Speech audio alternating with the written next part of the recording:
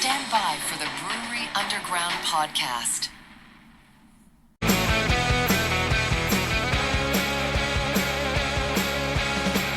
In Nashville's harbor wise, cracked and bruised when we've disguised.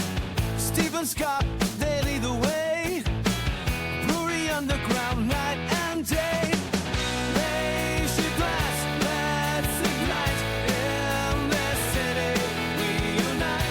Raise your glass, let's ignite. In this city, we unite. Well, hello, everybody. It is the Brewery Underground Podcast. We got to say happy holidays because, you know, it is the holiday season, right? Good guys? times, good times. Good times. Good times. Chris, did you bring your sweaty balls? Ooh, I loved your sweaty balls, Scott. Let's see what you And did we're there. off. And we are off. I'll tell you what, boys. This is a second tradition that we are going to be doing a few things here. We're multitasking tonight. Number one, the important thing that we're doing is we are ranking our top 10 beers of 2025. Yeah. We need to keep that in mind because there's something else that's going to go on here shortly that you're going to talk about in a minute. But we have to keep in mind that's the premise of this. That this is the episode. premise. You know, we made the list. We go throughout the year. We drink a lot of great beer. We also drink some bad beer at times. Yeah. Sometimes on not- purpose. Yeah, but we're not rating those beers. The beers that we're rating tonight are the ones that we really like, right, Yes. guys? No, and we have drank them already this year. And by the way, introductions, if he needs one, that's Chris Finen. Chris Finen's here. Thanks for having me, guys. Yes. Absolutely. Hey, before we get into the good beers and the really bad beers, I had an epiphany on the way here, like another one of my $1 million ideas, you know, like my, gluten-free, organic, vegan bottled water, $1 million idea. And of course, yeast infection, Yeah. $1 million idea. That lives forever. Will live forever. What if we did a podcast about beer where you go and interview like the brewers that actually make the beer, like not like mainstream, like something that's a little underground, like a little under the, Do you have any thought? I think there's a market for that. Like, does it sound like a pretty good idea? Yeah, we should do that. What do you think? I mean, I think maybe only 2 people. I don't know if we need 3 to do Could use something 3 that's, every once in a while. like an underground kind of Yeah. brewery, Yeah, Something like that, podcast. where, You're really on to something here. I think you are, yeah. See, I'm gonna write this down. We're Yeah, gonna cut Chris out of this We completely. need more ideas. So You know- No, seriously, wanted to say cheers. Congrats on, I know you're north of your 100th episode, but Yes. wanted to say congrats and well done. thank you. Very, very good stuff. Well, cheers. Thank you. And You've been a maybe- part of that. Too. Yeah, cheers to that. Cheers to 100 Cheers, episodes. sir. Cheers. Yes. Thank And you. then maybe a moment of silence to all the brain cells that were donated for the 100 episodes. Sounds good. A few. We Well, they may get into some of those tonight, some of those stories. And I appreciate because I know you listen too because you were actually bringing up the Riverbend Malt House episode to me the other day. and Fascinating. just how interesting it Oh, was. It yes. just randomly Yeah, just- so interesting. Yeah, that was both those, double episodes. Fantastic. thank you. Yeah, Learned really, so really much. good. Learned so much out of that one. Yeah. And, hats off to our guest on that one. Man. My Yes. God, Yes. how great was that? Yeah, I think he could have talked for Yeah. 8 hours. Yeah. Just you guys wound him up and just let him go, and That it was really, really Those are interesting. the best guests, aren't they? He Yeah. enjoyed. He Yes. enjoyed him. We're getting you wound up. he enjoyed it. These crappy beers we're about to drink's gonna get me wound up. We're gonna get everybody. Might get a wound little up. ornery. By the way, Steve, grab me that bottle opener right there, if you Oh, would, yeah. if you don't mind. Yeah, let's put that. Just put it on camera. Put it right in front of your face. That is Brian. Brian's helping us out over here. He's gonna be our sommelier. Yes, he's our sommelier. He's serving up the blind, shitty beers. Yep. And in recognition of it, we created a bottle opener for him. There's Brian. Well, the good thing is, so we're starting off tonight. We are drinking some good beer, and Chris over there, we're gonna ask you first. What is it that you're drinking? Yeah, I just pulled out the Celebration, fresh hop IPA from Sierra Nevada. Always good this time of year. I think it's usually when they Tis the release season. that, and Yes, sir. never can go wrong with that one. I know you just had it. I just had it 2 days ago Uh-huh. at Mr. Brews in Murfreesboro Yeah, on a flight, and really enjoyed it. always. In beautiful. fact, who, is always big. Well, I am now, I am too, on the old Untapped thing. He's like, did you really rate that in right? Because, Well, it wasn't your fault, but go ahead. it's one of the things that I've tried to cut down on, getting those text messages from Scott when he says, He tries to cut you didn't rate that beer right. I actually haven't had a text message from him like that. He's for a while. critiquing your ratings. Critiquing my I rating. just want them to be pure. That's all. I want to be pure. Yep. So yeah, I went in the other day and I'm looking. I'm like, 2024. There's 2025, and then there's one that just says it's like regular. And I'm like, all right, well, it's 2025, and I look up at a board and I see the ABV, and I'm like, this is the one I'm rating in 2025. It's not your fault though. Every menu has got it as 2025. Buddy's doing it. It's not my fault. Right. It's not your fault. It's just what's on the menu because it's an annual beer, but the recipe stays the same. But people like to put the years on them if the recipe is the same. So anyway. It's like wine. I mean, same as wine. They have different years, same recipe. Some years are better than others for whatever reason, the crop. And it's, and that is a beer that comes out annually. So everybody thinks it's a different thing. And it's fine. If there's one to be had that way, that's the one. Yeah. And Celebration, that was on my list, to get when it came out. Well, don't worry. When I go get it on draft, I'm going to rate it as the 2025. Everybody else is doing it. I wasn't worried. You're the one that's worried about it. We can tell what's going on. I don't want you rated a beer. I'll just toast your beer. I don't want the Untapped police to come get you. Scott's like, oh, okay. I was like, hey, great check-in. I have a little issue with your rating. Can you get banned from Untapped, like fake news? Look, I'm thinking about becoming a moderator. I would have the power. I have the power. I won't have the time, but I'll have the power. I see a beer that you're drinking that I've had before that I truly love. It's one of our favorites, isn't it? This has made a list before. I think it's made both of our lists before. It is that is the Vivacious from Great Lakes. By the way, Vivacious, anybody can see my shirt. Great Lakes. Bring Great Lakes beer to Tennessee. So it's from Great Lakes, and it's awesome. I got that at Great Lakes on my way back from New York about a month ago. That is the Blood Orange IPA, right? This is the regular one, but I have that, and I've got the juicy one also. So I've got them all. So this is one that started it all, right, of the Vivacious series, and it's fantastic. So that's I'm almost done with that one. Before the next one I'm going to go with is Barrique Path of Total Destruction West Coast IPA, and why it's significant. It's a collab with Burial. Mm-hmm. Nice. God, talk about two bangers. I didn't even know they were doing a collab with I didn't either. That's awesome. When I pulled it out of the fridge today, that's when I saw the Burial. Yeah. So, you guys always do such a good job of educating people. I did a little research about what makes an IPA a West Coast IPA. And what I found out is a West Coast IPA is one that's overpriced and a little pretentious. Nailed it. Mystery solved. Nailed it. Being on the West Coast IPA tour this year, I don't feel pretentious. Maybe I'm a little more uppity. Maybe I have a little more street cred now with some of the more sophisticated beer drinkers out there. What do you think? Oh, you absolutely. I mean, you're in. I'm in. You got both feet are wet, dude. Awesome. Maybe we should start a podcast and I can have even more credibility. Only there was something we could do. I think you're onto something, Steve. You're onto something. It's awesome. That's a great idea. $1 million idea. Huh? So, are you going to go over our lovely beers that we're going to do a blind of? No, real quick. I can also. Oh, sorry. That's okay. That's okay. I'm drinking a little. This is the fruited pastry sour ale from Southern Grist. It is called Strawberry Delight, and it is delightful. I know it's in a can, but have you seen the color of it? At least on the rim of the can, is it red? I would assume. I'll bet. Yeah, it probably tastes exactly like it sounds. So, like a strawberry pastry. Yes. It's very good. It's very refreshing. How many fruits does it have in it? It almost feels like a summer beer. And on the day that we're recording this, it's supposed to go down to like 12 degrees in Nashville. So I feel like, this is going to get me in a better mood. And I wonder. This will get you out of it. These beers that Brian are bringing is going to get you out of that. Since Zoe is taking over Southern Grist, will this be back again next year? But that's the question, right? See. We do know that Grist is going to stick around in some capacity. Zool has said they're going to keep certain things, maybe batch one theory, maybe some styles that they've got, but we'll see how it shakes out. All right. It's coming. Scott, what are we doing here, buddy? Go over our 4 blind beers, the crap beers. So we got, so we did this last year, and Chris was a part of that too. We're doing our top 10 beers of the year, but in addition, we're doing a flight of 4 blindly shitty beers. Now, we know what the beers are. We don't know how they're being served in what order, but So we've got Colt 45 coming in at 5.6%. We've got Heineken. I'm already disgusted at 5%.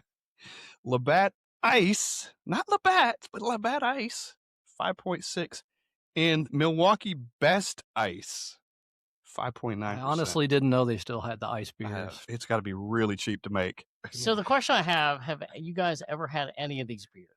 I've had the Heineken. Well, I've had Heineken. Yep. I'm sure once upon a time I've had a Colt 45, but it's been decades. Same. Yeah. And I looked today because I know I've drank it, but I have not checked it. So it's probably well before I even knew what craft beer was. And I mean, I definitely drank a lot of Milwaukee Best, but not ice. I don't think.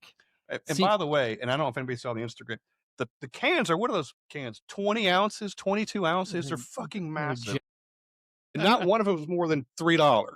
5 ounces. And we'll probably drink, I don't know, 3 ounces each. Yeah. So there'll be some beer waste, but who gives a shit? Might be 3 ounces too many. I remember I listened to this episode from last year, Steve. Yeah. And it haunted me as I was listening to it. And it was a year ago. So we get to do it all over again. We do. Matter of fact, by the way, one of the things I said when that episode was winding down. Okay. When that episode was winding down, one of the very few things I said, I go, never do the shitty beer tasting flight again. Verbatim. Because here we are. And here we are 1 year later. We're right back at it. I think at various times this year we talked about what we would do. Yeah. And there were some ideas that were bounced around. And then it kind of came back to, well, let's just do that again because it was so much fun. Part of the fun is finding them. Yeah. Like, what's the shitty ones we're going to find? And I was in New York and I found the two I brought back because I hadn't seen Labatt Ice. And that's that's kind of from that area. And the Colt 45 was just right there. So yeah, you brought the Colt 45. Yeah, I was visiting family in Cincinnati last weekend and walked into my, one of my favorite places, Party Source, and I thought, well, they have anything, and there was Colt 45 and Heineken in a cooler right next to each other, and I texted you, and I'm like, this is it, got them. Yeah. And what were our 4 last year? Do you remember? It was Bud Ice, regular Bud. One of them was Hams. Oh, Hams, that's right. I feel like there was I did have an ice beer last year. We had regular Bud. There were 2 ices in that one too, I think. I forget what the 4th one was. Bud Ice was the worst. I think that was the one we rated the worst. And Hams won. Yeah, Hams won. It's the best worst beer. By a landslide. So. Well, we got our first ones here. Okay. Should we? I need a palate cleanser. All right. So how are we doing this? Well, this is round 1. Oh, these are all the same. Okay, so we got 3 right here in front of us. Pass those around. All right, Chris. Thank you.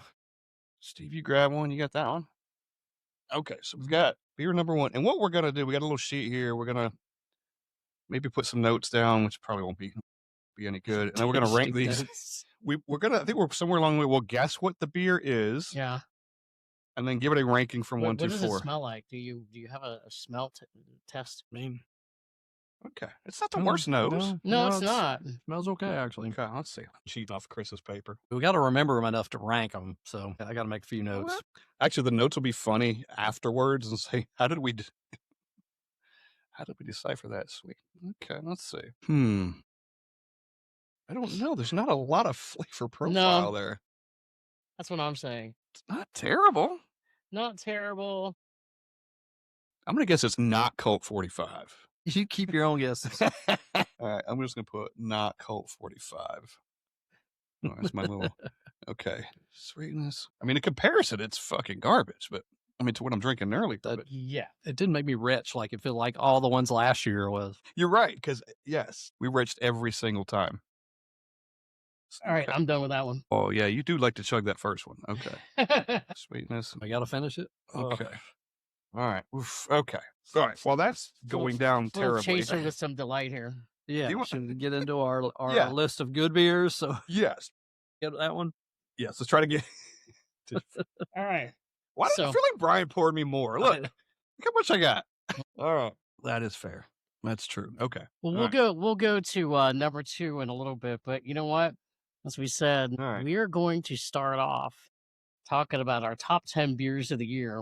We're going to start with number 10. Okay. Since Chris is joining us, he's our one of our special guests tonight, even though he was here last year. But, Chris, we're going to start with you, man. What is my your special, like Special Olympic special of the year? You frame it any way you want to.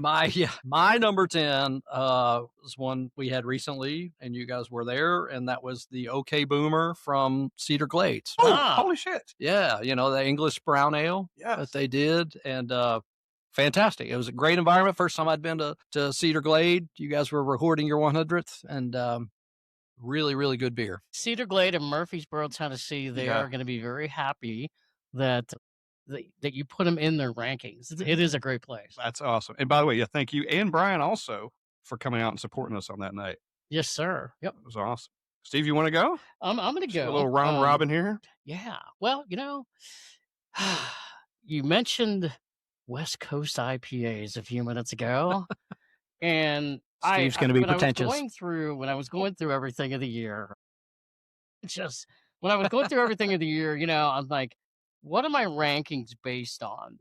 And it's basically based on the beer that I like throughout the year, the moments, certain styles that you have. You got to go through it all. And so since I was on the West Coast IPA tour this year, I thought one of them has to make my list. So here's number 10, Brink Brewing, which ironically is from the west side of Cincinnati, where I grew up. And we were there. Scott and I were there in May. I remember this. The Hill Tappers joined us as well from Louisville. Nice. And this was called the Hopperatic IPA. And it was hoppy. It was piney. It was hoppy. It was fantastic. In fact, I was there a week ago, and it was still on tap there. I didn't have it that night. But I looked up, and I'm like, oh, man, this is great. When you drank that beer, you knew immediately. Knew it. It was fantastic. Yeah, knew it immediately. You're like, this is at least a 4. Yeah. And so this is a 6.8% IPA, West Coast IPA. I rated this a 4.25 on Untapped. The cool thing about this is, before this, I'd only rated a West Coast IPA on Untapped a 3.75. I hadn't gone to that next level. I have since that time, and there's some others that I've rated almost on the same level. But I went, you know what? That one I got to put in my top 10. It's part of a great experience and great moment. Yeah, you bring that up. So have you noticed when you go back for these year-end things that we're doing, are you noticing patterns in your... I'm noticing I'm liking them more, yeah. So you're just in general IPAs or West Coast IPAs? Or? Well, I mean, I already liked the whole premise of the West Coast thing was when Scott said to me, earlier this year, man, you got to do some tour. And I'm like, well, I already like IPAs, but West Coast IPAs I haven't really delved into that much because as Joe on Joe, who is on Hop In, We're Drinking podcast has said, well, some people say it tastes like cat piss. Yeah. The first time they have it. I never thought that, but I just wasn't a big fan necessarily. And I think the more you got to drink them and more you got to understand them and the hops and everything. I mean, maybe you get there, maybe you don't, but I feel like I've gotten there. I don't know if I'll ever rank one like a 5, but they're slowly increasing. Yeah. What about you, Scott? Have you noticed any patterns in your ratings over the years, year over year? Yeah. As a matter of fact, one of my notes down here was started last year. My overall ratings last year, my number 10 was a 4.3. This year, my number 10 is a 4.6. So I know I'm already increasing overall your rating. And I think that's come over the years, just slowly kind of, and now just appreciating things more and just realizing I don't do that percentage thing in Untapped. Like a 3.8 is, a certain percentage out of 5. I don't look at it that way, but I'm just appreciating, again, talking to the brewers and knowing the brewers and how it affects them. Why can't this be a 4? Why can't I start at a 3.8? Why can't it be a 4? Yep. I was 4s were always like, oh, I'm saving those for special things, right? And I realized these are the special things, right? Like this fucking thing right here. Like, be so stingy with your high numbers. That's what it was being stingy. It's exactly right. What am I saving it for? I'm living it. I'm in it right now. So that's exactly where I'm coming from now. This year, even more than last year. By the way, I do want to point out that even though we had our first shitty beer taste, I don't feel an aftertaste. I know. That one did not have a lot of aftertaste. It was which was surprising, to be honest with you. Very surprising. I actually wrote not horrible. That'll be interesting. We're probably going to have a complete drop off here after the next one. But Scott, what is your number 10? Okay, number 10. It's Heady Topper from The Alchemist. Okay. They're out of Vermont. And Heady Topper is one of the ones that's been around for a long time. It kind of ranks up there with like a Pliny, but I just got it this year. It's one of those ones, somebody either has to bring it to you or you have to go kind of thing. So Stephen McBride, you might know him. He used to be Lee Smith's neighbor across the street over there in Brentwood. Oh, okay. So yeah. I remember we know him and we run into him quite a, and he was there and he brought me one back. So it's a double IPA. It's 100 IBU. Nice. 4.6 rating at number 10. So just like I was saying, I'm starting at a 4.6. It only goes up from It's a high bar, man. And you only got 4.6 to 5. So, but yeah, fantastic beer. One a lot of people have had, but the first time I've had it this year, and it's outstanding. Very good. That concludes our number 10. How about number 9, Chris? What was your number 9 of the year? So my number 9, right here, hometown, Nashville, from Yazoo. Yazoo. A boy named Sue, but the cherry version of the smoked porter. It's a 9.2% smoked porter, and it's their Sue porter, which they've had. It's a staple, but they did that cherry version, and it wasn't too much, it was just enough of a hint of cherry that really kind of put it over the top. It made it really, really nice. And 9.2's kind of got a little kick to it, but really good. They always do great stuff, and that one was really special. It does beg the question of a lot of the beers that you've had, because Yazoo is one of the oldest breweries in Nashville. Is that one of the ones that, like, if you were to go, what is my top 10 all-time Yazoo beers? Would you think that would rank pretty high for you? That would be pretty high, I think. Yeah, because it's something different for sure. I mean, if you were telling people that were visiting, what should I get at Yazoo? Like Dos Perros is kind of that's the one that everybody knows, and it's really good. And that's their high volume one. Wouldn't rank that as one of my favorites because it's not kind of unique. This was something that I thought was very unique, and so I rated it pretty high. All right. Awesome. And to put that flavoring in a porter, that's the perfect style to put that in. It really is. It is. Yeah. So, with the high ABV, because that porter can mask a lot if you need it to, right? Absolutely. It's a great combination. Uh-huh. Steve, number 9 for you. Number 9. Well, this is one I got in a beer trade. Our friends Nick and Ashley from West Virginia had sent this to me. And this is from Tripping Animals Brewing out of Florida. It's an Imperial Double New England Hazy IPA called 6 Trip Around the Sun. And this was an 8% beer. And I rated this a 4.25. This thing, I'll tell you, it was really awesome. Double dry hopped. And it's another thing when I remember I had it in my house, like 16-ounce can. I remember drinking this thing going, okay, take notes, Steve, because you really like this one. Because at the end of the can, you might not be able to remember. No, not necessarily that, but it's just sort of, you drink so many beers throughout the year and you're trying so many different ones. And I'm like, take notes on this particular one, because even though I have ranked some others, and now that I'm an insider, I'm an insider on a tap, I'll change my rankings in a year. But that was one that I went, if I'm still rating it like a 4.25, it might stand out from a couple of the other ones that I've had. So I love that because you were in the moment. In the moment, So it yeah. can be like, this stands out. That's what I said. As I said earlier, I was like, it's about when you think about what it is that you're liking, and we can laugh about that because sometimes we do drink beers, and maybe we've had a few and we can't remember what they are. Right. But I love that you were in that moment. You're like, this one needs to be recognized later on. And it's possible if I was at home drinking, I had a couple, but I was like, okay, I can remember specifically this one. So there you go. That's my number 9. Now, so Untapped Insider, does that mean now you can rank by tenths like Scott? Yeah. Yes. Yeah. I finally gave in about a month ago. That thing is going to be perfect when you start, because I know you're probably doing it now, but for these lists, that's exactly where that thing comes in perfectly. Because instead of having a bunch of 4.5s and 4.75s, now you got 4.6s and 4.7s and 4.8s. Those ones that sneak in between those other numbers. There is, because otherwise you sit there and get to the point where you say, well, this is 4.25 1A, right. 4.25 1B. Yeah, that's right. Where I am. I'm very much, Untapped outsider, Yeah. pretty much. Outside. It's like beer good, beer not good. Those are my 2 ratings. But you are good at, like, I know this about you. Like, if you got 4 5s and 4 7s, you can, like, okay, I got 12 to choose from.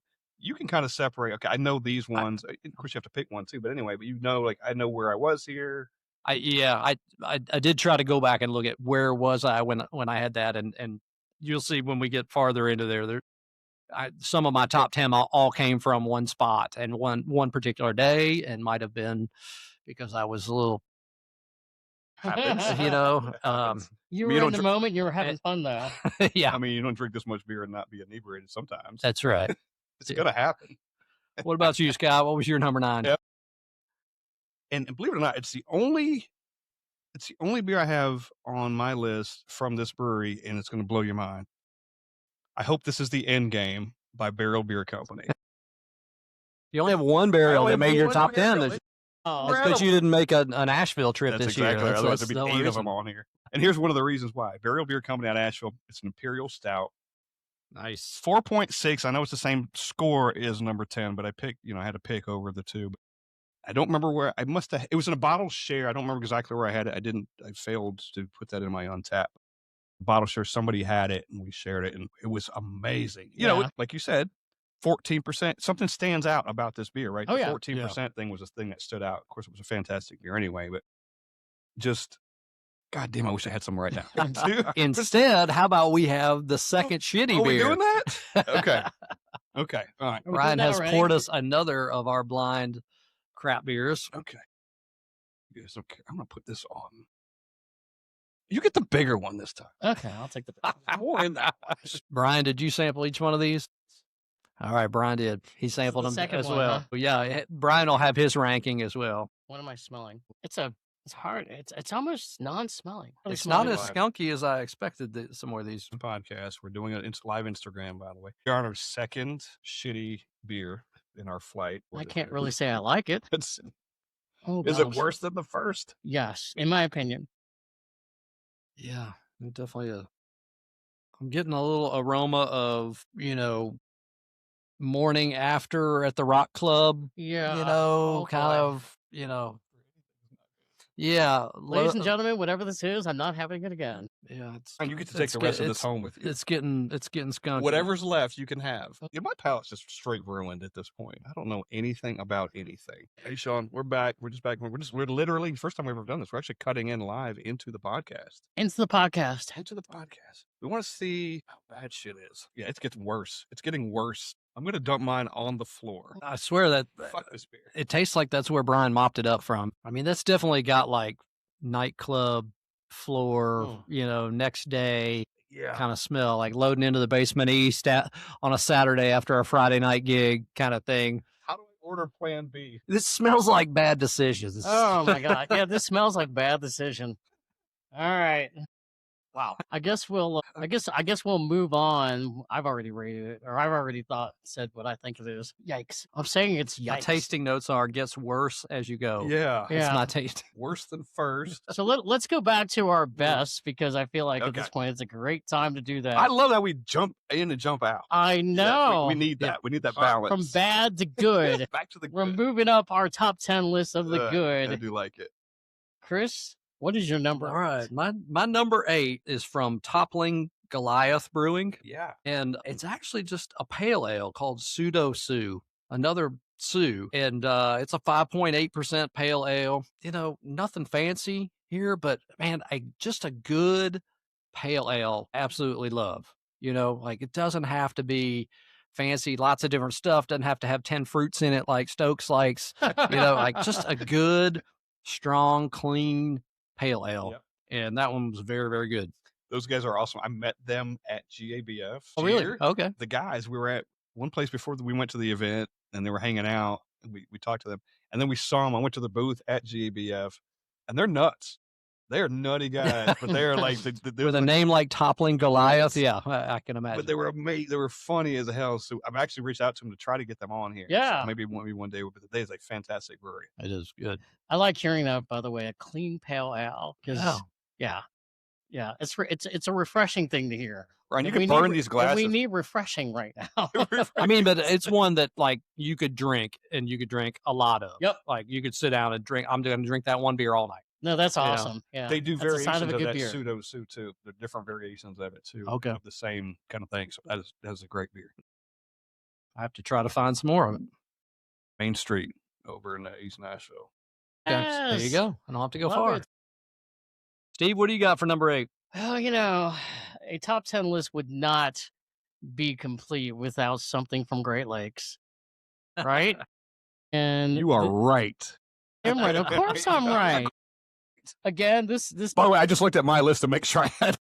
Better, sir. You better. You're right. You got their shirt on. You were just drinking one. Right. Bring Great Lakes to Tennessee.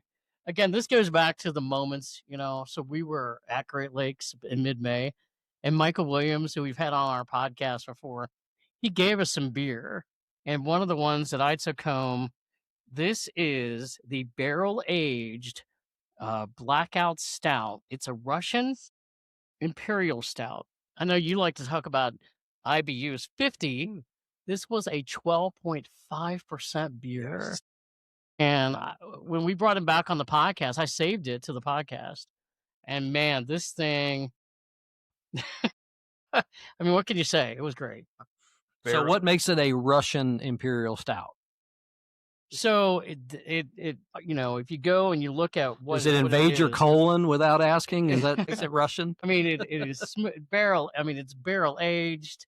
It's smooth. It's boozy. It's got a little coffee in it. But when I had it, I said, it doesn't, I'm not a coffee drinker, but it wasn't an overpowering type. You're not a coffee guy. Yeah, not a coffee guy. No. Do you like the smell of coffee? I don't necessarily like the smell of coffee, but I've had enough beers that if it's coffee that doesn't overtake the beer, and like this in barrel aged, then yeah, it's usually okay. You can deal with it, but you don't love the smell of coffee? Or... No, not normally. Nope. To answer your question, Chris, and I have looked this up before, I'd forgotten until you just asked it. Has nothing to do with Russia as far as being made in Russia. It's called Russian Imperial Stout because it's a strong, dark British beer originally brewed for the export to the Russian Imperial Court of Catherine the Great in the 18th century. So, you're reading off their website, right? Yeah. I actually meant to include that because they have all their beers have so many great stories as to why the beer came about. Thank you for being my wingman on that. Yeah, no problem. Well, he asked, and I remember looking it up once before, and I couldn't quite remember. I knew it wasn't from Russia, but just it's tied to because it was made for the. Because I was curious myself. All right, you're number 8. Number 8, and this is a great name too. Juice Machine. Oh, Juice Machine, baby. That's what they call me. No, they don't. Okay. It's from Treehouse. I don't want to hear about your juices. I don't want to hear about that. Nobody wants to know about your juices. It's the machine. Juices everywhere. It's from Treehouse Brewing, which is out of like Boston. Okay. Oh, yeah. Massachusetts area. There's several locations up there now. It's a double IPA, 8.2%, 4.7. Oh, he's working up the chain here. And I met a guy this year. His name was Raul when I met him through a friend of the beer community. And he came down this year in August. And we did some stuff. We hung out for a couple of days. And he brought a shit ton of Treehouse down.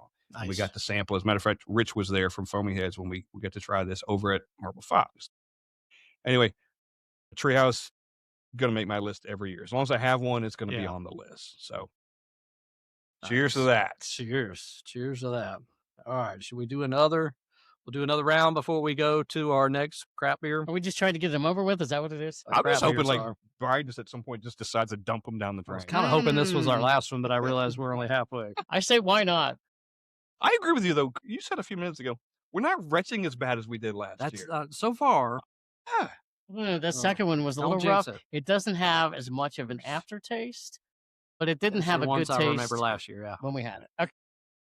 Our number 3, are we doing a number 3 here? Number 7 on these? Yeah, we're the number. Oh no, let's do one more round of our good beers before we go to another crap beer. All right, doing number 7. So my number 7, Steve, coincidentally, is also a Russian Imperial Stout from Marble Fox. Yes, their Eternal Remedy Yeah. It's a 10.1, but magically 10.1%. Wow. It's amazing how many brewers can hit that 10.1%. The Tennessee 10, they call it. The Tennessee 10. Russian Imperial Stout, Marble Fox. They're always great, you know. They've love the name of that one again? lots of stuff. Eternal Remedy. Did I actually have one that Scott hasn't had? I Could mean, it be? Is it possible? See, it's possible. Oh, I've had it. You're not special. I just forgot. That's fine. I don't need to be special. You're special in so many ways. You're so special. So that's good, though. Yeah, Russian Imperial Stout by Marble Fox, which is Yeah. a local brewery. That's cool. That is cool. By the way, they make every style fantastically. They do. By the way, I've had that one too. Ah. Yes. What was your rating, Steve? A 4.20. Wow, There we Chris, what go. was And yours? that didn't make your list. I had a 4.25. Well, it was close though. Yeah, it was close. In fact, I got that on a 4-pack right after the day after Thanksgiving. I went down to the brewery. There you and got go. it, yeah. So I still have a couple in my refrigerator. And we're all around the same, because I give it a 4.3, so we're all right around that same thing. All right, so solid beer. Yay for us, consistency. Yes, we know. We don't fool around. All right, Steve, what you got next? All right, number 7 for me is Hop Butcher. Yes. Yes, love the Hop Butcher. I have not had enough Hop Butcher in my life, and I was out at Cool Springs Wine and Spirits a few months ago, and I had this before. It's funny, we've actually talked about beers that maybe you've rated before, and if you try them again, and I had to look and I'm like, I'm gonna try this again. So it's called the it's an Imperial Double New England Hazy IPA. It's called Reply Hazy Try Again. I had this in 2023. I tried again. He did. In 2023. You know what? I had this in 2023. I rated it a 3.75 on Untapped. This time, I rated it a 4.30. Look at you. Ooh. Yep. I wonder what that percentage is. I'm not going to do the math right now, but the I don't percentage know that either. went up is quite significant. Yeah. So, I mean, do you revisit beers and like, have you seen big jumps like that before? Because I've Many had a times. few. Yeah. I don't know that I could, think of any right off the top of my head, but there are definitely Yeah. some that, some of situation, some of it might be what you had before or after, but there's some that I've Styles you revisited and be appreciate. like, whoa, I didn't like that before, and I really Yep. do now. Yeah. Yep. Yeah. I mean, just really enjoyed the flavor profile a lot more, I think, this time. So, yeah. Yeah, mine seemed to be anything more than 2 years old that I haven't tried, and then tried it again. Huge change. Yeah. I mean, and your palate changes, I think. Yeah.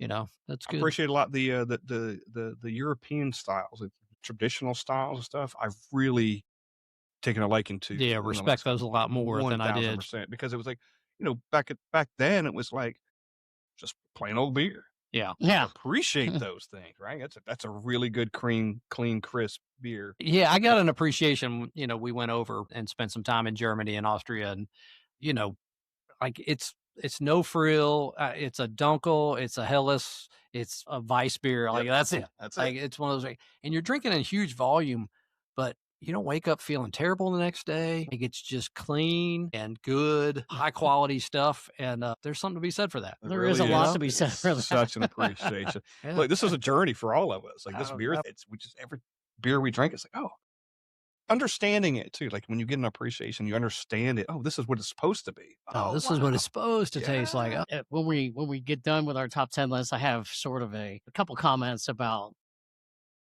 cleaner beers that we've been talking about during this podcast. Love it. Yeah. Yes. Some notes of the year. So yeah, there you go. So what's your number 7? Number 7, Steve, you're gonna like this one. Mm-hmm. Semmich. There's It was from Cedar Glade that go night. ahead You and tell the guys story. were there. Yeah. So it's Semmich. It's a wild ale at 9.1%. Yep. I give it a 4.8. For Mitch and Rich from the Foamy Heads brought this. It's a Cedar Glade beer. Brought it to see. They brought it to Cedar Glade, or maybe they even bought it there, but it was theirs. They bought it. And it was for our 100th episode. Yep. And then if you listen to that episode, because Steve just asked me to tell the story. Yeah, go ahead and tell them myself. That's okay. It's all right. So Steve We had a said- lot of fun that day. We were drinking a lot of different beers that day. So Steve told me about a week ago, he goes, I was listening back to that episode, and he goes, I'm quiet for like 15 minutes, Steve. Like he goes, I hadn't said anything in like 15 minutes. And he goes, all of a sudden I say, hey, that sounds like Semmich. Meanwhile, we've been talking about sandwich for half an hour. He just had to shut down for a little bit. It's not that bad. He goes, and then he tastes. He goes, "That tastes like sandwich." Well, that is. it was. But the fact that he remembered it from a year, I can't remember a beer. I know. So I stopped in there about a year ago, and I got a flight. And the girl that was the beer tender that day, I remember her. She was real cool. She was actually in the fermentation program at MTSU, and I was like, I'm gonna get a flight. And one of them was that, and I think it was the first one I got on the flight. And my head just jolted back because it hits you right away. Yeah. Wild ale. Wild ale, yeah. At 9.1. Yeah. And 9%. And I Talk about really standing liked out, it. right? But I also said on the podcast, and again, this kind of goes into the Celebration IPA. You don't know sometimes if they've changed it up. Sometimes they do. Breweries do that. So in my defense, but yeah, it was a great moment. Go, this thing tastes like. But my takeaway from it was the fact that because it's so unique that you were like, wait a minute, I've had that from a year ago. I cannot do that. Rich and I, we were the Foamy Heads. We were talking about that the other day. We were hanging out for a quick flight at Mr. Brewer's, and I started talking about that, and he goes, "Yeah," he goes, "I'm actually surprised you would remember that too." And I'm like, "I just did." I mean, it was again maybe the moment of the beer that you have on a flight that stands out. Something just pops up. It's a cool thing. I think it's a cool thing. It is a cool thing. Just sometimes something just clicks. Like you're like, oh, that's sandwich. Whoa! But that was also, to your point, great beer, very unique moment. You guys were there. We were selling our 100th. We had great company, Foamy Heads.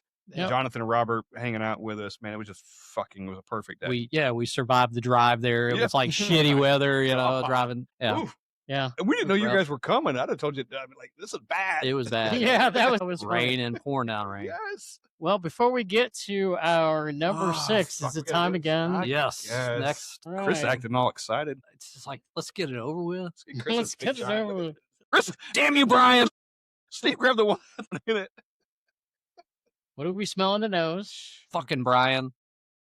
Your heavy in your heavy pours. Yeah, this one smells smells like ass. awful. Smells. This It is almost complete. smells like a It's like shitty apple juice, yes. isn't it? I was trying to think of a mix between wine that's been out for a while, or Ugh, yes, you said man. apple juice. Yeah, it's like got that apple juice smell. Okay. Yeah, we drifted off a cliff here. That's fine. Just making notes over here. And also writing out my will because this is fucking. This is terrible. Oof, that is really. Damn it. You gotta be hard up for a buzz to grab a can of whatever the fuck this is. I feel like whoever bought this would walk out of it in a liquor store in a brown paper bag. Yeah, Probably in some kind of it bottle. should be, and their head should be in a brown paper bag. It's probably going to be in a 40-ounce bottle, my guess. Yeah. Mm. Wow. Oh, God damn it. Hate it here. Here. Damn you guys for making me do this again. Okay, we're done with that. All right. One more to go, Steve, but you know what? By the way, Steve doesn't sip on them. He just kills them. He just pounds He just it. fucking says bye. I got the taste, and I know what I'm tasting, and I'm just going, nope, it's time to go. Because I just All right. want it over with. We're gonna resume. Brian did a heavy pour on that one on Yeah. purpose. Yeah. It's like, 'Cause he's tasting them too. He knows which one. He's like, oh, this is the worst. They're getting an extra few ounces of this he one. knows what he's doing. Next one to show up and be fucking over the top of the glass. Man, He knows what he's doing. now back to our regularly scheduled program. Chris throwing back. Yeah. Chris, what is your number 6 on your top 10 list of good beers? So of number 20? 6, yeah, man, a lot on my list were strong stout beers. So this is an Imperial Double Stout. Comes in at 15%. A double stout. Double Stout from Side Project Brewing. Have you heard of Side Project? They're a microbrewery out of St. Louis. No, okay. And, so. and the beer is called Beer Barrel Time, and it's their Wow. 2024 version, and it's an Imperial Double Stout. Comes in the big bottle. I happened to be at someone brought one in and was willing to share. Again, I think it's the 15%. The Double Stout is what stuck out as like, okay, this is not normal. This is something special. And kind of wrapped up in that moment. You're in that moment like this. I can appreciate this thing. Yeah. I can tell this was a rare experience there. And so that one made my number 6. Steve? Man, my number 6, there is so much controversy for me on this one in a good way. But this is probably the category that I debated the most. So we know about these sour fruited, no crust PB&J beers. The 2 breweries that really, in my opinion, this is all my opinion, everybody else can have a different opinion, that do them really well, Zool and Marble Fox. Great. So my number 6, I'm going with Marble Fox. They're no crust strawberry, PB&J no crust strawberry, 6.5%. I rated it a 4.50. Now, I was looking last night, double checking my rankings, because I also had the no crust strawberry at Zool at their brewery. Ooh. A few months ago when I stopped there. I rated it the same thing. So you picked one over the other? So it's Marble Fox. So if I were to go back now, it would be probably like a 4.70 or something like that. Because you're an insider. Yeah. Well, the funny thing is, I also gave the same ranking to their Blackberry. Again, before I became an insider. And you and I drank that. We were there together, and you showed up later that day. I think we had already had it finished. But man, oh man. Yeah, the Blackberry is very good. Yes. It was. So I'm just going to say they have nailed these. And I really think, in my own opinion, I think Marble Fox has really caught up to Zool. Yes. When it comes to these PB&J sours. I really do. You know what I love about that? They're a small brewery. Zool's a small brewery in comparison to, but they're getting it right. They get every single thing. And the other thing that I think is really, we've talked about this on the podcast, and I think maybe we even talked about this last year, is you go, okay, some of these are really sweet. And so would you have them in a 16-ounce can, 12-ounce can, when you go into the brewery? Are you just wanting it on flight? These were beyond flight worthy for me. So I think that says a lot. Well, that Marble Fox you just talked about, we had on pint. We had on pint that day. Yep. You were just talking about, we had it. And I do remember you were like the first one to check that thing in. That was the Blackberry. The Blackberry one. Yeah, that was the Blackberry. Day, I was the first one to check that in. Yep. So I guess they had just released that day, I think. Yeah. I'm glad you remembered that, because now that I think about it, I'm like, I was sitting there going, I got a video of you doing it. Oh yeah, the excitement. Yeah, I mean, I really debated that, because I was like, man, you could almost do, and we talked about this the other day. I was like, we could almost do a separate podcast on some of these, like rank your top 10 of some of these, and like Oktoberfest. Yeah.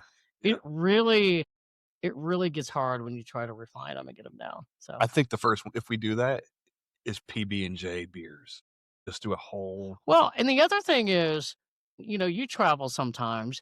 Where else have you gone in the country where you have seen these? Yeah, that's a good question. I have not had them anywhere other than Zool and Marble Fox. Like, they're the only ones. I don't seek them out, to be honest with you, but they are exactly like, it's Uncrustable. It tastes exactly like an Uncrustable in a glass. Locally, it is. Locally, Common John did one that I had. I liked. I think our friends at Nolansville did one, right? Mill Creek did one. You love that original grist one. Yes. Yep. The peanut butter and strawberry jelly. That was the first one around here. Did not come out this year for whatever reason. Well, because Zool's here. Well, yeah, but you still thought, so yeah. I'm like, this is my So you thought they would have had it. The only brewery that I can think of outside of this whole area that did something like it was Hop and Frog. The Shandy. The Shandy one, yeah. Peanut butter Shandy. Mm-hmm. And I'm not even sure. I mean, that's sort of on the level. It is. Well, they were doing their version of it. They were doing their version. Sure. But we've talked to other people on podcasts and stuff, and from other parts of the country, and I just don't think I don't know. I mean, if you go Las Vegas or California or even to Chicago, I don't know if you'll find these. Well, remember when we talked to Matt from the Brewers Association? Yes. They're in Colorado, right? They're the thing that not runs, but they oversee the whole crap. He hadn't even heard of it. Yeah. Is that right? Yeah, of peanut butter and jelly. So you were at GABF. No one had a peanut butter. I can't say no one did. I didn't see one. Okay. I think it's I'm sure it's like, it's here's an analogy. Nashville hot chicken. There you go. You go somewhere else in the country, right? Yeah. We've heard about it. We're going to do our version of it, but it's not prevalent here. Yeah. You got to do it right. I think the peanut butter and jelly stuff is a regional thing. I think that's interesting. And I think it's, whether it's Nashville or Knoxville, it's a regional thing here, and they're killing it. We live in a really good part of the country right now for those types of beers. We're getting the best that the country has to offer. But again, to be clear, some of these, you have them, at least in my opinion, you go, okay, that's just good enough. It's sweet. I just want that on a flight, and that's good enough for me. Yeah. Yeah. That's also when you go to... I don't need these in a 16-ounce can because I'm going to get through about half of them and go, all right. I also don't get Nashville hot chicken outside of Nashville. Well, you might, but... No, they have it. Yeah. That's what I mean. You'll find it all over the place. Yeah. When you're from here, you don't not good. What is it really? All right. It's just spice. Anyway. So what is your number 6? My number 6. And I had it this week. And I had it on a podcast this week. It's called Out of Order. Tap, tap, taparoo. Tap, tap, taparoo? Yes. So Out of Order is the series. Tap, tap, taparoo is the name of the beer. And RAR, it's RAR, is the brewer. And the can art it's a Happy Gilmore reference. Yeah. Tap, tap, tap. It was lost on me until I was told. Oh, come on. I know. You got to turn in your man card if you didn't get that reference. Jersey on, he had a hockey stick. It was the whole thing. But anyway. But dude, it's a fruited sour, 5%, 4.8 on Untapped. Had it this week. Sent to us by Ashley. Yes. Brewed at West Virginia, who was on the podcast. She was on the podcast. But you like this part, and I wrote this down specifically for you. Strawberry, lime, and rainbow candies. Just imagine whatever rainbow candies are. Skittles. With lactose. So I'm gonna. That kind of constitutes more than 4 fruits. If you're adding those. Well, the rainbow, yeah. By the way, when you see the podcast come out, you're gonna see what I had because it was like a total lactose combination. This doesn't come out. That podcast doesn't come out until on January. A flight. By the way, when you drink this beer, you know how they put ABV at the head list. They should put the sugar content. On I would say cans. Just those certain beers. They should put the lactose content. I'm not a lactose fan. Like I wish they wouldn't pump lactose in the beer. Well, you get beers like that. Yeah. I guess they do that they try to like smooth it out, like tamper down the sweetness with the lactose. I don't know if they tampered it down, man. Yeah. It was high. I think it just blends it. It makes it kind of milky and creamy. And some of these, the density that I had was like, this is a very... Oh, yeah. I mean, it goes again, like, like I rated before. I like a clean finish, like a clean, crisp, simple. And when you throw lactose in, there is no clean finish when there. When you're going through half of it on a flight in your glass, it's leaving behind residue. Yeah, there's residue. Yeah, that's good. Or whatever you want to call it, whatever the proper term. Right. In the description of your beer, if it says residue, probably not a good thing. Yes, your glass will never be clean again. That's right. Yeah, I don't know if residue is the correct term, but a term of endearment for a beer. It's leaving how about this? It's leaving a trail behind. Yeah. No, you're right. Because the word residue, like nothing good is that. Like, I don't want to say residue. I'll strike residue. I'll strike residue, and I'll say it left a trail behind. Yeah, sounds that. Well, we talked about this on that podcast. That Zool beer with the pina colada thing. Yeah. Oh, yeah.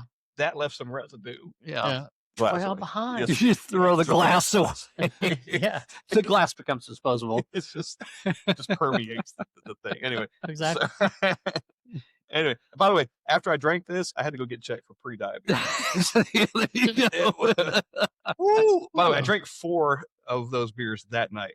Yeah. Oh, wow. We'll move. So we all did. I mean, so that says something that you could drink multiple. It wasn't, like Steve said, just a flight. I can handle 4 ounces of that and then I gotta move on. Like you feel it, like but it is legit. It is legit. And one of them that I had was the color blue. We'll show you pictures. It was called Blue Milk. Oh Lord! It's got it was part of Star Wars. It was a Star Wars can art. Oh yeah, Mandalorian. Ah, nice. Yes. Yeah, that makes sense. Oh my God! All right, is this the last one? This is the last one. So we got to enter let's get on our top 5. We got to get our top 5 of our good beers before you just rated your, yes. So we're going to go to 5. Yeah, that was your number 6. Yeah, I got number 6. Yeah, let's go through another. Yeah. So my number 5 is from, this is one that I know, I'm betting you guys have not had because it's from New Groove Artisan Brewery. They are over in Boiling Springs, South Carolina. Oh, wow. Okay. And it is actually, the head brewer is a buddy of mine named Jonathan Duke, who I march drum corps with. He's a fellow drummer, hence the New Groove of New Groove Artisan Brewery. And this is called I See a Pilsner and I Want to Paint It Black. I like that. I see a Pilsner and I want it painted black. And it's a dark lager and 5.6% and very unique beer, like very Pilsner beer, but dark like a porter and incredible. Like doing some really cool stuff. They're a microbrewery over there. It's a suburb of Greenville, Spartanburg area there in South Carolina. And you're going to hear more from them on my list here as we move forward. But please do. Really, really cool stuff. If you're ever in that area and get a chance to go by New Groove, I highly recommend it. They're doing some great stuff. They do a lot of aged stuff that touches wood, that ages in barrels. And I happened to get to go by there last January, and he took me on a tour. It was great. Good to hear. Yeah. Also, that might win the best name of a beer. Yes. I know, right? I see a Pilsner, and I want it painted black. I nominate that beer for the best beer. I need to seek that one out. I know. It is perfectly... fits the style. It fits the style. Yeah, it's a perfect description of what you're about to drink. Right, really that was a fantastic selection. Love it. Number 5, Steve. Number 5. You know what? This one really surprised the heck out of me. So you surprised yourself. I know. Yeah. So this was from Zool, and again, I picked this up at a 4-pack. I actually gave you one when I was at Zool a few months ago. And this is, a sour fruited called Betty's Peach Cobbler. I did not think I would like it as much as I did. Wow. I bought it and I saw it in the can. I thought, peaches for me, it's like, okay, I'll get home and this is probably going to be too sweet in a 16-ounce can. Guess what, boys? It was not. It was not. It was perfect. Drank the whole thing. Yes, I drank the whole thing. I rated it a 4.50, and what Zool does is impressive, and it gives what I said before. Would you drink this on a flight? Could you drink this in a 16-ounce can?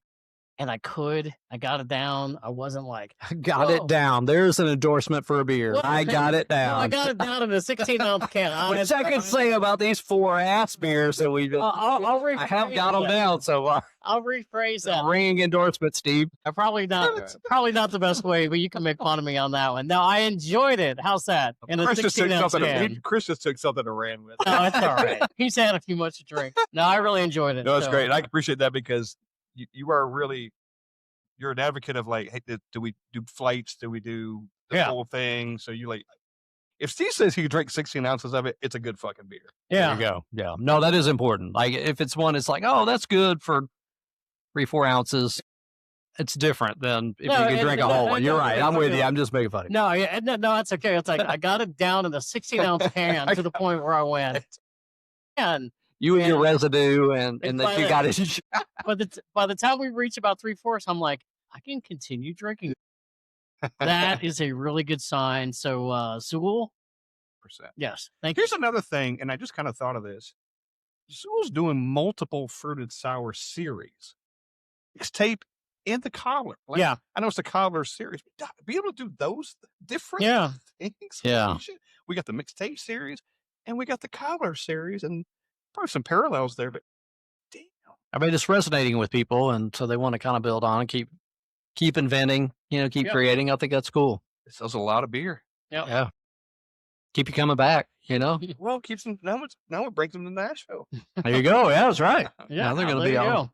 God, that's excited to have them here. We don't have anything on the books, but that will be an episode soon. Something, whether we got to make it up ourselves. Yeah, There'll be a definitely. Zool episode coming. All right. Top 5, or my number 5. Okay. And Steve, you had kind of something along these lines earlier. 35th anniversary barrel-aged Imperial Amber Lager, strong, from Great Lakes Brewing Company. Oh, yes. Sir. And why it's similar is because I got that bottle the same time you got your thing earlier. So when we went visited them, he gave us some stuff. 12.1%, 4.8. Michael Williams gave it to us while we're at Great Lakes visiting him for the first time after he'd been on the podcast. And that I sat on that bottle for, I don't know, 2 or 3 months. Maybe I'm glad I did. Maybe I don't know, but when I opened it, I was like, fuck, I should have had it early. Like I should have opened it immediately. What was I waiting for? So good. And I think at that time we had gotten some stuff. We just kind of divvied it up, right? And you got yours. We made your top 10 list. Nah, and I got mine and made the top 10 list. Love it. Fantastic. 35th anniversary barrel-aged Imperial Amber Lager. That's a hell of a name. Yeah, it sure is. How can you go wrong? I know, you can't. An Imperial Amber Lager sounds delicious. And it really does. And it's in parentheses strong, like a strong amber lager. And what was the percentage on that? Do you know? 12.1. 12.1, yeah. So it was strong. Right? As it should be. It was strong. All right. So do we want to... Correct our... Okay. We're in the top 5. Do we want to 5. do another, or do we want to... Let's do another of our top 10, and then we'll crack into this. All right. All right. Yeah, that's good. We got 5 to go. Anything to put off that last crap beer is good with me. So, yeah, again, for my number 4, I'm going right back to New Groove Artisan Brewery. This one, it's called Turmoil and Tinfoil, and it's part of their Masterworks series. Get this. So this is a double pastry imperial stout, comes in at 16.5%. Wow. So there's more here. So this was actually brewed as a collaboration with Zool. So I don't know if they ever jointly marketed it, but the Zool folks were in town and they came over and they had a brew day back in 2021. So double mash, extended boiled stout, aged 21 months in Willet barrels. And then dosed with local toffee and peanuts and vanilla from local makers there in South Carolina. That sounds extraordinary. Very, very exclusive. They only release this to their Masterworks, which is their kind of mug club, I would say, but just for New Groove. Again, happened to be there with Jonathan, and he let me have some of that. Outstanding. Again, double pastry imperial stout with Zool. And, this sounds to me like people with too much time on their hands. And it's like, what could we do? And they just and they went nuts. It sounds extraordinary. It was extraordinary. Yeah. And it's their Masterworks Volume 2 Q3. I think they do these special. Yeah, they do these special things for their Masterwork insiders, and that are all aged in some kind of bourbon barrel or wine barrel or some kind of barrel, and it's pretty outstanding. Okay, well, we can't top that. That's right. That was only my number 4. That's your number. That was number 4. I got a little bit more information on that one, but again, New Groove Artisan Brewery. Really, really cool stuff. Holy shit. Really good stuff. I don't know. Maybe you could put a couple in the can and bring back to Nashville. I don't know, for a couple of your podcast buddies. I'll be there in January. I will see about bootlegging what I can bootleg back. That sounds so amazing. It really does. And it's your 4. That's my 4. I can't wait to hear what the other 3 are. Holy shit. I'm telling you. You got some good stuff. Steve, what residue beer do you have for number 4? My residue beer is not necessarily residue, but it was really good. Founders Brewing. Nice. They do these KBS series. This is the double oaked KBS. I did the spicy chocolate last year, which I ranked really high. And this one is their Imperial Stout, 12%. So here's how it reads. Brewed with coffee and chocolate, aged for 1 year in selected bourbon barrels. And it has notes of vanilla, cocoa, and charred oak to it. I rank this thing... Sounds fantastic. Yes, I rank this thing a 4.50. And I mean, it just, yeah. And you gotta, these things hit you when you're drinking them. Katie bar the door. Also, from that first sip, Yeah. probably the one you just described, and that when you drink it for the first time, you're like, "Yep." But it's I don't normally like, normally like strong barrel aged stouts are not my go-to, but when I started going through my top 10 rankings, I had a number of those, you know, because I think it's that exactly what you said, man. You take that first sip and you're like, whoop, this is something special, this is something unique. And then you rank it. And then maybe you get halfway through, you're like, woo. Yeah, they have a bunch of KBS songs out there. And this one for the year, when I started going through my ratings, I'm like, yeah, this one is really awesome. So that's my favorite KBS. Yep. You did not disappoint on that pick. Good. That's a good one. That sounded like an outstanding one. Get you one. All right. Where are we? 4? 4. Oh, it's gonna be over soon. I don't like it. Okay. Right. My number 4. And it's the first appearance for this brewery for me today. I think. It's PB&J mixtape from Zool Beer Company. It's the Blackberry. It seemed like everybody did Blackberry this year. Yes. Everybody went Blackberry. And here's why. And I think this is why. As sweet as that beer is, the mixtapes, you add Blackberry, there's some tartness there. You still get the sweetness, but you get that tartness too at the same time. So it's a little more balanced. And you get both of them. But that's why I liked it so much. 4.8. It's a 6.5% beer, but that makes it my all-time favorite. But the Blackberry is that thing. I think it's the same thing with the Marble Fox. It's because that tartness kind of balances out. Yeah, I think so for me anyway. So that was my number 4. All right. Speaking of number 4, fucking goddamn. Okay, look at how full Brian poured. Look at this. Brian is an asshole. Let's take a picture. Wait, hang on. Let me take a picture of this. The fullness of these fucking. All we were trying to do was like do a little tasting, and hey, take the whole fucking thing. Wow, this is like torture right here. Oh my God, oof. You're in the torture chamber. Oh my gosh. You know, Brian hasn't gone to the bathroom in a while. Maybe he just went in these fucking glasses. Let's hope not. Let's hope not. It's a little suspect. Our last one of the beer tasting, the very bad beer tasting. All right, let's just go right into it. The smell has the same thing that you kind of said before. On this one, I'm gonna say. Worse. It's like apple cider or something. Okay. Fuck. It's vinegar. I would say it's gone bad. I think it started out this bad. Oof. Yeah, that is not good. Oof. Okay. Remember, our ranking is 4 is the worst. Okay. God damn. Oof. I just wonder if, is this what they were going for? Is this what the brewer was after? I mean, like this was their recipe and they're proud of. And is this really what you're going for? Yeah. Like, does a head brewer title matter in this company? Yeah. Or it's just leftovers. This is just leftovers. That's what this tastes like. This is like what spilled out. It's the good beer that spilled out on the floor, and then they vacuumed it up and called it whatever this is. We have a bunch of shit left over. Let's put it in one bin and put it into bottles or some cans. Well, these won't be bottles. These will be cans. Oh, fuck. Okay. Yeah. Once upon a time, people talked about, like, you don't want to drink beer out of a can because the can kind of changes the flat. It's doing this one a favor. Like the aluminum, like a little aluminum is enhancing this beer. I think it's helping. It is. Like, I would much rather have the aluminum taste than this beer. We welcome the aluminum. Okay. Now I got to figure.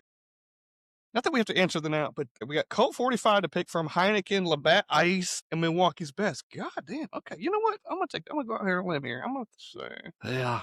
Yeah. Wow. I don't know that I have any notes or tasting notes on that. Just just worster. Not good. That's my tasting of bad. Not good. All right. Yeah. Get that out of the way. This beer tastes like I'm not going to work Monday or Tuesday. It's just Saturday, by the way. All right. Oh shit. Okay. We got to rate. I got them rated. Ooh, okay. I think I know what the worst one is. You can dump whatever's left. Oh, great. Hey, don't dump it in the yard because it'll kill all the grass. Trey's out there licking it up. So 4 is the worst. Okay, 4 is the worst. Yeah. All right. I got. All right. We'll edit some of this pausing down, but I haven't finished. Well, I haven't finished. Scott hadn't finished either. You have to. I to will, drink this. but I won't like it. Okay. What? By the way, last year I listened to the episode, and last year he brought our sheets up. Oh, right. Oh, yes. This whole idea was wrong. You got to rate. Brian brought our sheets up last year. I heard this on the episode the other day, and he goes, "You're the worst shitty beer taster ever." Like, he did everything wrong, and I was kind of proud of that. It is a badge of honor. Yeah, I didn't get one right. Great. All right, just make sure I got all 4 in there. Okay. I really need a palate cleanser here. Would you like some whiskey? I still like some whiskey. Okay. Brian, help yourself to anything over there if you had to taste it. Yeah, you can finish those 4 off, Ryan. All right. Well, Life is moving too on, short. we're in the top 3 now. We're in the top 3. All right. My number 3, again, right here. I'm surprised I had to get this far before I got to one from Barrique. Oh, nice. Brewing and Blending. The Sunset Sipper Wild Ale. Oh. They can do no wrong in my book, and so they could be my whole top 10. Just depends how many times I've been there, honestly. Right. Because their stuff is fantastic. But this was Sunset Sipper Fantastic Wild Ale that I had there, cracked my top 3. Again, I don't know if I had to rank their beers, that would be tough. That's a good episode. Yeah. Between the wild ales and then just this. Oh yeah. Because they do a bunch of traditional stuff. Yeah, I'm doing Not the Czech lager. Yes. Of theirs right That's now. a whole nother thing that You Brewery know. does. But everything they do is fantastic. Their sours are next level. Mm-hmm. Their wild ales and sours are next level. Yep. I will say I have not found anything equal that in anything that I've had in that category. Nope. But They're the best at it. But yeah, they were fantastic. So that was my number 3. All right. Steve? Well, my number 3, Scott was there. I was there for most when of I had it. No, you weren't. Some of them were. Probably half. This is from Common John, our friends in Manchester, Tennessee. This was called The First Crusade. It's a Belgian strong dark ale. Let me tell you something. This thing was freaking strong. We had it, Scott and I and Rich from the Foamy Heads. We were at Mr. Brew in Murfreesboro one night. This is an 8.9% beer. And I was glad that night that I took an Uber home. Good. Because we have been in a few places, and after we had this, I was like, all right, this had that boomerang effect. You were like, this thing is hitting me right away. So the cool thing about this is it basically, they say it's a deep amber to dark brown color. It has dark brewed caramel and toffee, and also was a collab with Wonderlinger. Nice. In Chattanooga. So, yep. And I rated this also a 4.50, but man, they really knocked this out of the park. And you remember having it that night too. I remember sitting there with you, and it was a moment for all of us because we all had that same beer. We all were like, holy shit, this is the one. And I think that we can all agree that in Middle Tennessee, they're not a Nashville brewery necessarily. Right. But in Middle Tennessee, Common John is top notch. Fantastic. Yep. Yeah. It's the style, again, 8.9%. Steve, we had been drinking, we've been to Casual Pint earlier in the day. We had beers at Common John earlier. And again, that thing, you drink that one. It's, you drink a bunch of beers sometimes, and it's like, oh, same after. We're like, bam, that one hit. That one hit. Yeah. Yeah, it really did. We all knew it at that time. Yeah, it was fantastic. Fantastic fucking beer. Wow. Yeah, Common John's great. It's, if you're ever passing through, detour off the interstate a mile or so to go by there in Manchester, Tennessee. It's a cool space. They have great food and so many good beers. I mean, so many good. And their dry Irish stout, it's the closest thing to Beamish that we've found since we've been back from Ireland. Yeah, so they do so many great things. I had some friends that were visiting about a year ago, well, last year or so, from Atlanta, and they're big craft beer guys and gals. And I said, on your way home, if you have time, I said, stop at Common John in Manchester, Tennessee. They have food down there. You could stop in for lunch. Hell, you could stop in for breakfast. You can. And they did, and they were like, thank you for the recommendation. I mean, absolutely fantastic. Great. Good way to break up the drive between Nashville and Chattanooga or Nashville and Atlanta. Yeah, exactly. Yep. You know? Yep. Yeah. Beer and a biscuit. There you go. I just love that. All right. Ooh, number 3. Shit. Okay. So I said my last pick was Zool, and it was the first time I made my list. It's also back. So number 3, Fit for a King by Zool Beer Company. It's peanut butter and banana. Ooh. And it's fucking that's a killer. fave for so me. it's modeled after the guy from Memphis. Yeah, Oh, right. that's- Yeah. I was gonna say, right away, Yeah. I'm going for the younger crowd, that aren't familiar necessarily with Elvis Presley, the peanut butter and banana sandwiches. That's exactly Yeah. right. And it's hits. Yeah. It is Really? It is. Oh my God, it's so good. It's better than the mixtape. Wow. Wow. It's yes. It All is right. Bold. 4.8. Same score I gave the Blackberry previous, but it nicked out. Yeah. That oh my God, 6.5%. I give it a 4.8. It's just a banana. That balance. You Mhm. find a balance between some of these, especially with these That's ones with great. these adjuncts. They can lean heavy towards one or the other. With peanut butter, it's perfect. This sounds awesome. It's fucking pretty great. Yeah, earlier tonight I was drinking the Polliner Hefeweizen. Hefeweizens to me always have that heavy banana. Yeah. Like if you could mix a little peanut butter into that, like that, it sounds like heaven. I love that. Love that combination. I would The Germans like to would try that. riot. They would, yeah, they would not be happy. Fuck up our beer. All right. We're moving on up, man. What is your number 2? So number 2, once again, hometown, Southern Grist, their Midnight Crisp, which is a Schwarz beer. And I don't know about you guys, but like whenever I see a Schwarz beer or a black IPA, like it's one I gotta get. Is that one of their signatures? I feel like they've had that out for a little bit. I don't know that it's new. It Yeah. might have been a mainstay for them, but Yeah. I think it was the first time I've had it this year. I ranked it, 4.25, which is what I did for a lot of beers. I'm not like you guys. I'm not an insider where I can slice and dice, but Right. again, one of those like really good, unique beers that I could drink a lot of, and enjoy and could sit down there and have another and another and another. It's only a 5%, but just a good, clean, kind of dark Schwarz beer. Perfect. And they do they They do a do really well. good job at it. They do well. Yeah. Do Before really we're well. going, let me just go pee. We'll just pick right back up. Right. I tried. Brian's grading our papers. They're great. He's over laughing at it. They're great. Right? And I can't wait to tell you. You got to wait and do that on air. Yeah, it's so funny. I was trying to think. I'm like, I think I've seen Midnight Crisp for a while, but Yeah. I'm not sure. That's all right though. Yeah, I don't know. I had it ranked pretty high. I mean, hell, sometimes I go in and I look and I'm going, well, yeah, the beer that I really like has been out for a long time, but I just discovered it. That's all right. Yeah, are you mixing wine with those shitty beers? Oh my God. That's a lethal I feel like the combination. shitty beers from last year were worse. They were worse. Yeah. I agree.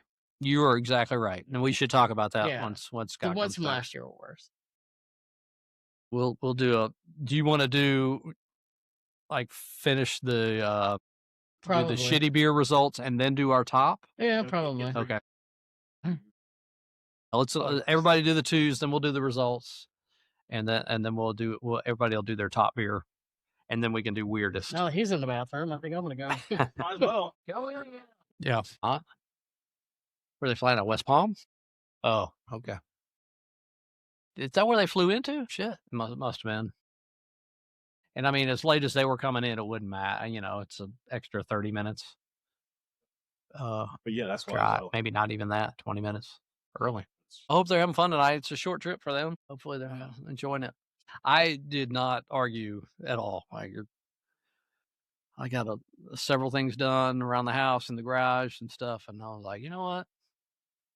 I went down to Sam's for one, and I was like, you know what? Need some pajamas. I was definitely falling asleep on the couch by 9:30. I crashed out by 10. So we're gonna finish out the number twos, Yeah. and then we'll do the results of the shit beer, Yeah. and then we'll come back and do everybody's number one. And then we'll go back and what? I guess I have to talk for that. You sure? Yeah. Absolutely.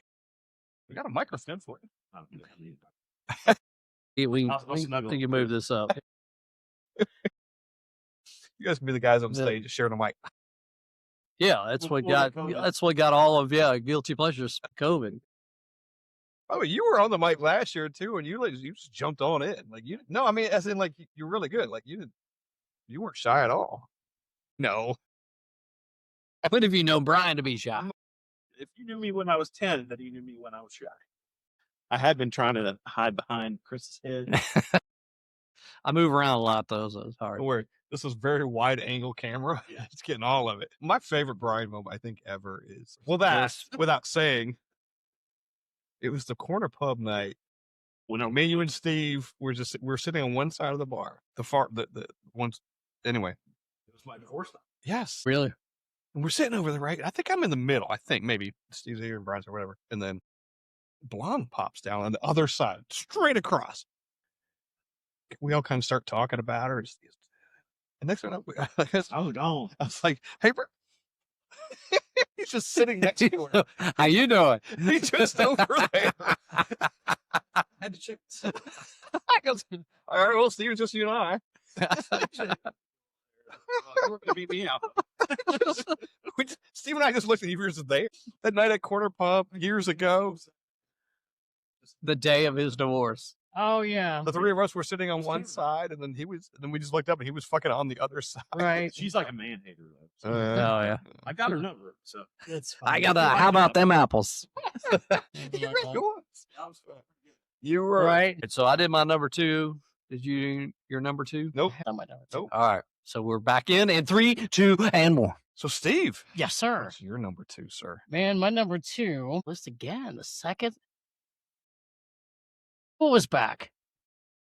They're dominating this top 10. Can't imagine. Zool is back. And you know what makes me happy about this one? It's not a fruited sour. This was an Imperial Double New England IPA. 8.2%. I rated a 4.75. Again, purchased this in a 16-ounce can. I got it down. It was smooth. I mean, really, seriously. It was dry hop with Citra peacherine, as they say. Yes. And man, this thing was just absolutely out of the park. And really, I think what I loved about What was it, the name? didn't I say it? No. Oh, I'm sorry. I thought I said it. Heifer. Heifer. Yeah. Oh, Yes. the Heifer. Yeah. Know I that think one. I've had the Yes. Heifer before. I thought I said Heifer. Yeah. Huh? So, yeah. Excellent. Good choice. Yeah. Yes, it was Heifer. Very, very and good choice. I remember having it going, really freaking like this beer.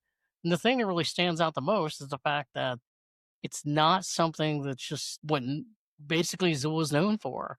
You know, all their sour fruited mixtapes and things like that. I'm going, they do other great beer.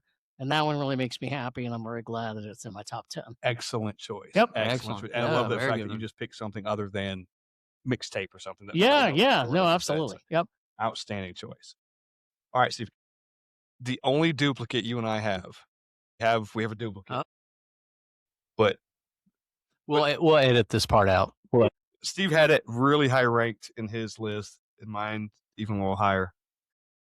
Double Oak KBS Yes, sir. from Founders. Holy shit. And I'll tell you, I struggle with that one between number 2 and number 1. It's that damn good. It's my favorite KBS. Yeah. One of my favorite beers of all time. Doesn't quite get a 5. It's a 4.8 to 12% Imperial Stout. That Double Oak. Holy shit. The wood in there. Oh my God. It's so good. You talk about the variants they do. Yeah. All solid, all Yeah. above 4s, well above 4s. That Double Oak just gets it. When I had the last year when I had the KBS spicy chocolate, Yeah. and I was kind of wondering, you know, would I like this? Sexual chocolate. Sexual chocolate. That's right. Had that. They do play so fine. Don't you agree? I love that. When I was checking it in, you know, it's like 12.5 or 13 or whatever, and Scott's like, "Where are you drinking a beer that's 12%?" I'm like, "At my house," because you know you don't want to, you don't really want to No. be out drinking those. Buddy Rich, shout out to our buddy Rich from the Foamy Heads. One night we were all doing a podcast together, and I think he drank 2 of those back to back. Yeah, what was it? Is it 2 KBSs and an IPA? Oh my gosh! Wow. And then I had to work the next day. I couldn't do it. I could not do that. I was like, yeah, I wouldn't rise for the bell right. if I did 2 back to back. That's so, rough. You know, That's rough. But KBS, we love KBS. We love Founders. we do. Yep. Out of Grand Rapids, Oh. Michigan. That Double Oak is my guy. It at least where we live, it's readily available. It is. You Yeah. can find it in most of the variants. We can find. I can go to Main Street. You really over there and can. get it. You can get the hazelnut. You can get the spicy chocolate. Mhm. Whatever you want. They've got them. And I can get this anytime I want. And it's Had it. I have never had it. I Now will you're- seek it I'll out. get Now I am tomorrow, definitely seeking that out. because you don't. you can get it. Gonna go to Main Street down the road from me I was going to say, you don't Right look around too the corner. far. That's right. You get a 12-ounce bottle. It's like $7, $7 or $8. It's not Nice. that bad. Just take it home. We just And drink coddle it and squeeze it, and I will. There Have yourself a fun afternoon. you go. Guys, we're down to number 1. Number Well, before we do one. that, we need to Okay. do the results of the shitty beer. Yes, Brian has got the results. He has tallied the scores. Does anybody know anything, Brian? We are terrible. Okay. All right. Brian, give us the results. Interesting results. So 3 of the 4 of us ranked the beers the same way. The only thing that was different was Steve. Oh. Steve had 2 and 3 flip-flopped. Ah. Whenever I tell you, I'll go through and tell you the order they Okay. were. So we were everybody had kind of the same taste. Okay. The bad news, y'all suck at this. You were worse this year than last year. I think That's hard to do. One beer was identified correctly. One person identified one beer correctly. all the others are wrong. Chris got the Labatt. Everyone else was completely wrong. Complete chance. And most of you had the number 1 beer rated low. So here's the order of the beers. Okay. It was Milwaukee. That was the first beer. Was The the Beast. Milwaukee, the Beast? The Beast was the first The beer. Beast Light Ice was first. Okay. And then Labatt Ice was the second. Heineken was the third one. And Colt 45 was the unanimous worst beer. Worst beer. Yeah. Yes. Billy D. Williams. Wow. Damn you, Billy D. Again, Wow. you guys suck. Okay. That sucked. We are not good at that, and I'm okay with that. I am totally okay so with the that. best one was the Beast. The Milwaukee Beast Light Ice. I can't get my mind. Well, I also Oof. wrote down. I think my notes were not so bad or something. It was like, well, what did it say? That was a shock. I really thought Heineken was the first one. Horrible. Not horrible. Not horrible. is what you said. Not horrible. Rockies Ice. Okay. Maybe there's something to that. So, but I- the 2 ice beers were 1 and 2. Yeah. Okay. wow. Interesting. that's surprising. Okay. That's very shocking. I came into this jaded thinking Heineken won't be that bad Yeah. versus these other domestic ice And beers. apparently Like, Heineken is that bad too. and apparently it's that bad. It's not bad. It's But that it wasn't bad. as skunky as I thought it was going to be because I always thought Heineken was kind of skunky. Maybe in the bottle. And you The know what? That's aluminum. the other thing. Yeah. Who knows how long they've been sitting in the beer cooler? Yeah. Oh, And again, the theory that there are no good beers in green bottles, right? Heineken Clear. Or clear. Right. or clear bottles. Can you name one? A good beer in a clear or green bottle? off the top of my head. If I bought 1,000 beers this year, not one of them were in a clear or green bottle. I promise you. You'd rather have it in the aluminum can. Correct. Yes. Yes. There's no light getting through that. It might taste like, it might taste like aluminum. All right. Well, that was something. Also, There was something. we need to do this with a whiskey night one, but blinds, just blinds in general, yeah. tell you don't know anything. You don't know Right. anything. We don't And, know and I accept that. I accept that I don't know anything. So- Given time, Brian could come back next year and give us the exact same beers and we'd rate them all different. All right. Maybe next year Yeah. we do 4 peanut butter and jelly beers, Well, yeah. and there's enough of them out there. I wouldn't There are complain. that. I wouldn't complain. There'd be That's no true. complaints about that. There would be no complaints. Yeah. There would be no complaints. Or like the KBS series or something like that. Although those are pretty strong. Well, We'll do 4 peanut butter beers and you have to name the fruit that's in it. okay. Yeah. There we go. Because they do all the different variants. You know? Take some notes. We're recording this, so take some notes. I love it. Okay. Well, we'll listen back to in about 11 and a half months from now. There And you- then we'll do a recap. When we start planning. All Okay. right. All right, we're up to number 1. Number one. All right, so once again, I'm going to Side Project Brewing. You guys kind of looked at me cross-eyed when I said Side Project Brewing That's okay. out of St. Louis. We owe us some beer from there. This is another double imperial stout coming in at 15%, called the Cellar 10th Anniversary Stout. Again, this was the same day that I was at New Groove, and someone brought it in, one of their regulars, and fairly special kind of beer, was willing to share. It is obviously it's a stout that's aged in bourbon barrels, but a blend of rye and bourbon aged stouts to make this beer. And it stuck out. It's pretty special. But Side Project Brewing, only thing good to come out of St. Louis. Certainly not the Cardinals. Or the Blues. What was the rating you gave that? I gave that one a 4.5. 4.5. So everything else on my list was 4.25 because I don't have all the tenths and everything I rate tends to be a little bit crammed into the middle, but it was 4.25 to 4.5. That was one that I gave, again, probably tainted by experience and situation of what I was in, and that I knew this was special because somebody was bringing something in that was probably a high dollar, bottle. Very, very special, but it was quite good. Quite good. I feel like you're being a little stingy on your rating. Yeah. I might be. Bump it up to like, hey, but I only have 2 steps from 4.5 to 5, unlike you guys. Right? I only have 2 more, 4.75 and 5 up. Right. Yep. Unlike you guys, you're insiders. You got another 4 or 5 steps there.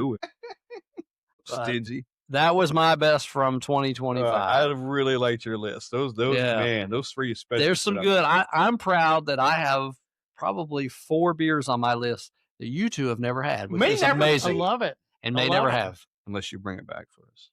I will seek to do that for sure. Yeah, absolutely love it. Yes, I like that too, because it kind of, to your same point, we haven't had them, we haven't experienced them. We're just going by your description and the names of the beers and stuff, so they sound fantastic. So, and it's 10th anniversary of Side Project. So they've been around for at least 10 years, and you haven't had it. Would they like to come on the podcast? And you call yourself beer aficionados. Look, never even heard of Side Project. We have now. Put a bag over our heads. Would they like to come on a podcast? Maybe they would. Maybe they would. Then they'll send us some beer. That's right. All right, Steve. The best of the best. Wait, before you do it, I meant to do this, and I apologize, but hang on. It's supposed to be a drum roll. It didn't play. Okay. I didn't work that out. No drum roll. Anyway, there we go. There's the drum roll. Here we go. All right. Steve's number 1. So I've been searching for a 5 this year. Searching for a 5 like the last. In your women or your beer? Both. I mean, a 5 and a win. A 10 on the women. Come on, man. Yeah. You want to go high. You want to go Depends high. on what state she's from. Yeah. Well, that's true. That's true. Anyway. I love it. Maybe, yeah. Oh, okay. Anyway. The Shamrock Beach House. It's Shamrock Beach House. We'll get a different Untapped app for that. But you're ranking 10. All right. So I've been on Untapped. I've been searching for a 5 like the last couple of months. I'm going, where is it? Where is it? And about a week ago, I'm in Cincinnati. I'm checking my beer out at the party stores, and I walk in there. Brought a prop tonight. Here we go. He's brought it with him. They brought props. Mad Tree Whispering Pine. No shit. Yeah. This thing was like $7 a can. And I looked up and I said, I am going to have to get this. This is bourbon barrel aged Imperial Stout, 12.5%, a collab with the party stores. Hold that up. Here we go. Hold it up. Lots of Imperial Stouts in the top 10 this year. I know. Much more than I remember last year. I had, I knew since this podcast was coming up, I'm like, I got to have it soon. Probably not going to have it on a weeknight, working. You're like, probably not. So I got back into town, Cincinnati, last weekend on a Saturday, about 4:00 in the afternoon. And I'm like, that thing, I'm going to have it later that evening. And I did. Popped it right in the fridge? Yeah. So, I mean, there is nothing bad I could say about this other than it got to the point that it was almost like this much left. And I'm like, whew. This is a heavy barrel-aged beer. Had chocolate in it, bourbon, very strong, but there was nothing that I disliked about it at all. And so I said, you know what? That's my 5. Love it. Of the year. I love it. Yeah. You were looking for a 5 and you found it. I was looking for a 5, and I got her done. Fuck yeah. Can I see that can? I saw they had dropped. They had released. You can probably still smell it. I wonder if they've done a barrel aged before. They probably have. Probably. Oh, it's a Party Source exclusive. Yes, that's what I said. Holy shit. Yeah, collab with the Party Source. Fireside nights with decadent notes of dark chocolate, dark fruits, beautifully layered. Wow. Damn it. Oh, they did it right. They also got, what'd you say, $7 a piece for. Yeah. Perfect. We're going to wind down in like an hour and a half. That's perfect. Yeah. Also, I think it's probably perfect in the 12-ounce can. Oh, 60. Yeah, 60 might have been just kind of, yeah. It would have been hard to get through 16. Yeah, you're like, I thought it was bad. It was like, I'm back. Yeah. So as Scott was looking at that, it's like, yes, chocolate and dark fruit in it and bourbon, barrel aged. There was just nothing. Sounds heavenly. Yeah. There That was sounds heavenly. nothing that I disliked about it. So I was like, that is my 5 for the year. I love you gave a 5. Yeah. It's the only 5 you gave all year. The only 5 I gave the year. Yep. That's impressive. Well, shout out Mad Tree. Shout out to Mad Tree. Yeah. Wow. They do a lot of good beer anyway. Couldn't have picked up 3 or 4 of those, but Share the I love. they're $7 a can. Could- Kidding, but that's a fantastic. All right, Scott, what is your number 1 beer of 2025? Okay. All right, people. Get off your hands. From Russian River Brewing Company. Nice. Pliny the Younger. You had Got a much. younger. You got a I younger. got a younger. A man who got me number 10, The Alchemist, Hetty Topper, Stephen McBride, Nice. also brought me a Russian River. Pliny the Younger. He went to the event in March. He went to the thing and did the whole thing and brought me back one. And it met the hype. Fucking shit. And here's why. Because it's a triple IPA. With the younger or the elder is the double IPA. Fantastic. Yeah, fantastic. I think it's the only 5.0 that I have. Also a 5 for me too. Also a 5, 10.25% triple, because triples tend to be higher, sweeter. Holy shit. I had it and I was like, I'm sorry guys, but I can't share it. It's all mine. Like that bottle went down so goddamn easy. We talked last year on this same episode, we talked about, we had for president at GABF. We had gone to GABF and we did. President. That made my list somewhere along the way. We had a sample of it. So I've had the younger, I've had for president, I've had the elder. This is just it's better. Damn it. Why there's an event around this, I understand. Like they built a building for this thing out there. No kidding. Yes, basically based on Pliny the Younger event. So 5-0, I give it a 5-0. Shout out to Steven for bringing that back to me. Nice. Yeah, It was cheers for fucking that. killer. Like you have to be there to get this beer and have someone bring it back. Great job, guys. I'm glad to hear that it lives up to the hype, because there's a lot of hype around that. Yeah. I've Pliny the Elder lives up to it. All To right. me, even and we have it every 6 months or so we come across one, we get somebody to bootleg one back for us, and every time I have it I'm like, it still lives up. That's a great It lives plan. up. It's not the hype. It's Right. not. It's not all hype. But I'm like, every time I fucking have it. It is really, really But good. here's the thing. I don't know what the younger costs. I'm sure it's the same. The elder is like $7.99. Right. It's not a $15 bottle or $25. Yeah. It's $7, and it's also a bigger bottle. Yeah. So it's like, it's fucking legit. It's Right. good. Yeah. It's good every single time. Before we end, and you guys know this off the top of your head, how many fives have you given it on Oh, tap? total. Total I'll have to fives. look it up, Steve. You just got you one. You added to yours. You know how many 5 ratings you've given it on Untapped? I think 2. 2. Yeah. Well, one we Last just year talked was the about. Great Lakes last year. Wow. Yeah. All right. Like that's something I'm going to be stingy with our 5s. Yeah. Right? Yeah. I'm pretty sure that's right, though. I mean, without looking, I think that's true. All right. We save those for the special thing. Yeah. Yeah. Special occasions. Yep. So yeah, I got to look mine up here by rating. I only have one. Pliny? Let's see. Probably yeast infection. It is yeast infection. Carpet matches the drapes. Okay. There you go. And then my, 4.75, Pliny the Elder and Yeah. Pliny for President. All right. Those are my 4.75. So those are my only two 4.75s. But yeah, carpet matches the drapes, definitely 5.0. Yeast infection. That's probably because he named it. All right. You guys have any honorable mentions? Steve, I think you got a couple. Well, my love for Oktoberfest knows no bounds. And I sat there this year going, God, do I put an Oktoberfest in my top 10 list? And, our Buppa Awards that we're going to do, and hand out some. I could always put every year Sam Adams Oktoberfest in my top 10, but I'm like, that's kind of repetitive and boring. It's your list, though. Yeah. Hoppin' Frog, when I had their Oktoberfest this year, it was the best Oktoberfest outside of his Sam Adams I really like that I had this year. They almost made my top 10.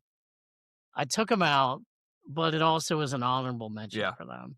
So, yeah, I think it was really good. I mean, you mentioned there are some really good lagers out there, and you also mentioned a Pilsner. I mean, when we went, again, same Hoppin' Frog, we went there, and we got a flight, and, you're at Hoppin' Frog, they do with shandies, and they do these chocolate stouts. And all of a sudden, I'm looking, going, I got a flight, I want to get something to balance it out. And I got their Hoppin' Pilsner, and I looked at him, and I'm like, this freaking Pilsner rocks the house. And he ended up getting it too. So, I'm like, it kind of like Zool. It's great to see. And when we had them on the podcast, we met and we mentioned that, like, you guys do a really good Pilsner. It's great to see these breweries, even though they're doing some of these other variants, that they're still doing good, like lagers and Pilsner. So, yeah. I will say on the Oktoberfest, 3 years ago or so, Scott and I, we did a tournament of Oktoberfest, and Hoppin' Frog won, like out of the blue. Nobody expected that, but did matchups all the way through, and unanimously everybody picked that one as the best. And you brought that one, and we mentioned that on the podcast. We mentioned that their beer won the tournament. It was quite good. So I've got kind of a weirdest one from my year that was actually it was from Upslope Brewing Company. They're out of Boulder, Colorado, and it was a passion fruit hibiscus fruited sour. So that I had this year that I rated very high. It's just a 4.5%, but it's fruited sour. That's passion fruit hibiscus. Like, it tastes like flowers. It smells just like flowers. Yeah. But like, as far as kind of strange, kind of scroll through and looking for something weird that kind of stood out. Hibiscus is, very floral kind of thing. And it stood out to me, and that beer from Upslope. So. Okay. All right. It's cool. I had one that was a little strange that I got to talk about that I didn't like. And if this is other people's beer, cool. Scott and I, we were at West 6 Brewing in Covington, Kentucky, and I got this one on a flight. It was called the Spicy Fuego, and I started drinking this thing, and I'm like, I remember this. This is one of the wackiest beers that I've ever had. It was only just a simple 4% sour, but it had fruit and pepper in it, and I just went, I do not understand. Okay, fruited sour with pepper. Yeah, I'm like, I do not understand this beer. I remember that conversation we were having as you were drinking it. You're like, this is the weirdest fucking thing I've ever had. Yeah, of the year of 2025, I mean, we've all had some really weird ones. I mean, we've joked about some of the pickle beers and things like that. I mean, you would almost expect like a pickle beer could be strange, depending on your palate, or a spicy pickle beer. But I had that, and I was like, just a 4% sour. Or it could taste like hot dog water. It could. Yeah. With some of the pickle beers that we have had taste like hot dog water. So I had to throw that one out there. And again, that goes into when people say, boy, sometimes you remember some of the beers that you had. When I had that one on the flight, I just went, this one I'm going to be talking about for a while. So I had to go back and look for it. I was like, I remember it now, specifically the name. Yep. There you go. And when you were drinking it, you were trying to figure it out. Like, what is this? Yeah. What is it? Yeah. Well, another thing, they didn't have up on the board, like, what it, so I kind of got random, I'll just get that, get on a flight, because we hadn't been to the brewery before, had a little West 6. I'll just get that. And then started looking at its happened. I'm like, aha. Okay. Yeah. Weird combination for me. Yes. Weird. Yeah. Yeah. My strangest of the year was called, and you were there that night. I think you were gone by this time, but it was Candy Cap. Yeah. At Cedar Glade. It's made by Fonta Flora Brewing was an imperial stout at 14%, and it's a bourbon barrel aged imperial stout conditioned on candy cat mushrooms, Madagascar vanilla, nutmeg. Mm. And man, we talked about that beer for half an hour. Yeah. And when someone said it tasted like soy sauce. Yes, I heard that on your. Yes, I heard that on that episode. And I wish they hadn't said it. You couldn't forget it. Couldn't forget it. Could not. And I tried to fight it after they said it, like in my mind, like, yeah, it's fucking soy sauce. I don't want that in my beer. So it was weird. It's the mushrooms. It had to be the fucking mushrooms. Oh, right. That sounds horrendous. I gave it a 3.7, but I was like, we could not figure it out. Yeah. It was the weirdest fucking thing I'd ever had. Not the worst. What was it? Salty like soy sauce was? Did it have that kind of saltiness to it? Oof. Once again, something I'm not looking for in my beer is salt. Exactly. So I would prefer salt over mushrooms. Yes. Candy. And then, hey, let's throw some vanilla and nutmeg on top of it. Yeah. Oof. It was Keep your fungus to yourself, man. I don't need it in my beer. Chris, what do we got in the pantry? I'm not a Just fungus throw what we got fan. in the pantry into this beer. Just the weirdest fucking thing. But we talked about it for half an hour. Right. It was so crazy. But anyway, that was my weirdest of the year. Didn't dislike it. Kudos to them to getting people talking. But again, one of those things. Did you have it as just a taster? Yes, we shared a bottle. There you go. Yeah. There's no way you could drink a whole bottle of it. There was a point there where we all stopped drinking it. There was much left in the bottle, and I think Jonathan took it with him. Yeah. He's like, I'm going somewhere else after this. I'm going to take this. Feel free. Have fun. Yeah. Yeah. Please. Not a ringing endorsement for a beer. That's funny. I mean, they tried something. I don't know if it worked or not, but I don't know. But anyway, Steve, I got a stat for you. Yep. And I had a few, but this was the most interesting one. I ran it through. I ran your stats of your stuff on your list through AI. Okay. And it came up with some stuff that wasn't that good, but there was one that came out that I thought was pretty cool.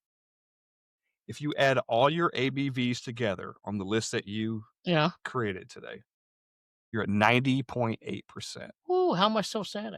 No kidding. Yeah. 90. Can you imagine like putting that into one beer and have a 90.8% ABV beer? You'd smell it and be out. Like, Ever clear beer. It'd burn your lips. It'd burn your fingers. Yeah, there would be no flavor It would burn the glass. But I think it's an impressive stat. Yeah. 90.8 is pretty fucking. All right. I'll go with that. All right. Boys, I got one more question for you. We're going to end on. If you had a time machine and you could go back to your 21-year-old selves, what beer would you bring your 21-year-old self from modern day? From modern day? Yeah, I mean, for me, it'd be quickly the Russian River, Pliny.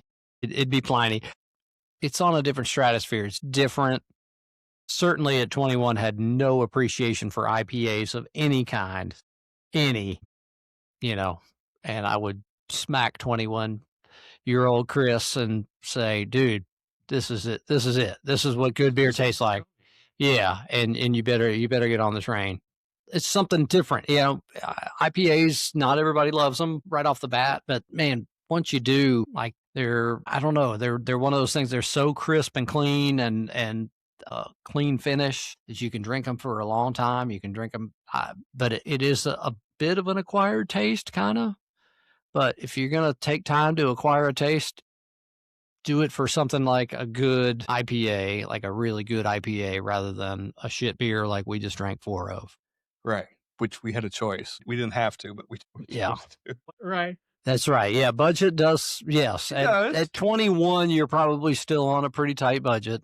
Right. That is a good point. Right. That is a good limitation. If you're 21 right now in this year, 2025 in December, you got all sorts of choices. Right. When we were 21, there were no choices. They don't realize, the 21-year-olds don't realize you've got so many choices. Right. I wish I had the choices now, or when I was 21. Yes. As we do now.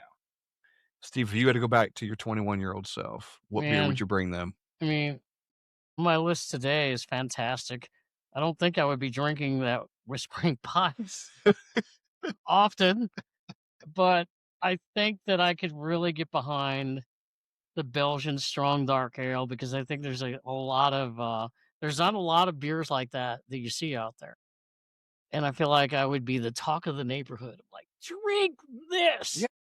Yes. Have this. I'm thinking at 21, to Brian's point, you're thinking about a budget.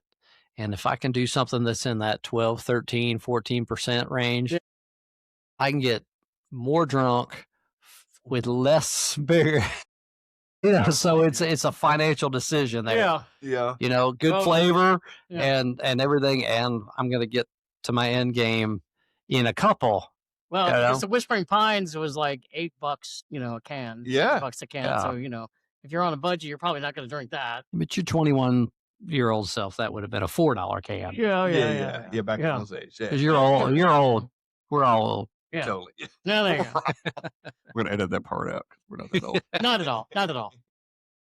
Anyway, fellas, this has been a fucking 25, another great year. Cheers to you guys. Thanks for having me. Oh my God. Always a blast. Yeah. Next year we're not doing these beers. Let's not do the shitty beer part next year. No, we're not gonna do that. We'll find something. Never do the shitty beer tasting flight again. There you go. Never. That's a good close. Let's do the PB&J stuff. Yeah. Cheers to Steve. Cheers to Chris. Brian, thank you. Thank you, Brian. Thank you, Brian. We couldn't have done it without you. Happy holidays, everyone. Happy holidays and cheers. Cheers. Brewery Underground Podcast. We're out.